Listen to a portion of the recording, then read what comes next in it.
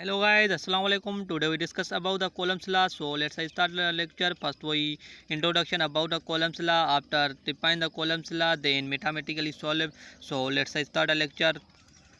It is an French scientist Charles Augustin de Coulomb explained between two charges with the help of law called Coulomb's law.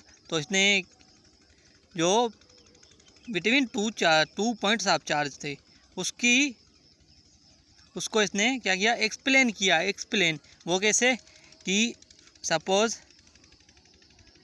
ये एक दो charges हैं, एक Q1 है और second Q2 है। तो इसको इसने क्या किया, एक्सप्लेन किया कि एक्सप्लेन इसका रिलेशन क्या बनेगा।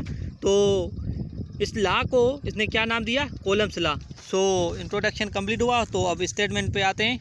तो इसको डिफाइन कैसे करेगी, force is directly proportional between two charges and inversely proportional radius square. वो कैसे कि ये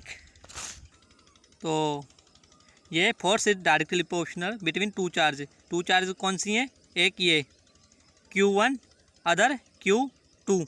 तो डायरेक्टली प्रोपोर्शनल होगा वो किससे होगा, between two charges Q1 and Q2। और इनवर्सली प्रोपोर्शनल किससे होगा, रेडियस स्क्वायर से। तो रेडियस स्क्वायर कैसे बना, एक इधर से आएगा सपोज, तो दूसरा चार्ज इधर से आएगा, तो दोनों मिलेंगे तो ये क्या होंगे, रेडियस स्क्वायर हो जाएगा। तो स्टेटमेंट में क्या है कि force is directly proportional between two charges. तो टू चार्जेस ये हैं Q1 अदर Q2।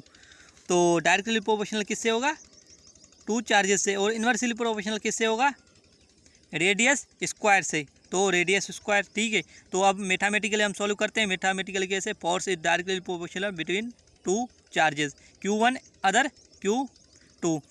तो force is inversely proportional radius square 1/r²। तो इस इक्वेशन को हम नाम देते हैं 1 और इसको 2।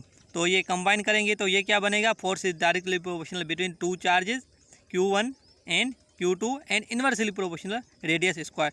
तो हम मैथमेटिकली क्या करते हैं कि ये जो डायरेक्टली प्रोपोर्शनल है ये रिमूव करते हैं, इसकी जगह पर हम क्या रखते हैं, कांस्टेंट रखते हैं। तो जब हम प्रोपोर्शनल को रिमूव किया तो क्या बन गया, K बन गया। तो force is directly proportional between two charge and inversely radius square. तो कांस्टेंट आ गया। ये कांस्टेंट क्या है, इसकी वैल्यू क्या होगी, कांस्टेंट, ये कांस्टेंट किसके बराबर, तो K की वैल्यू क्या है, 1/4πε0।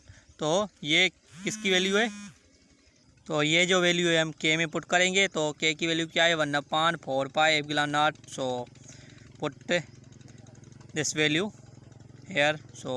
तो ये क्या इक्वेशन बन जाएगा, 1/4πε0 Q1 Q2 अपान में रेडियस स्क्वायर। तो इसका जो तो K का जो कांस्टेंट वैल्यू होगा वो क्या होगा, 9 × 10⁻⁹ न्यूटन मीटर स्क्वायर पर कॉलम। ये K का कांस्टेंट वैल्यू है। तो ये इक्वेशन किसका बन गया, कॉलम्स का इक्वेशन बन गया।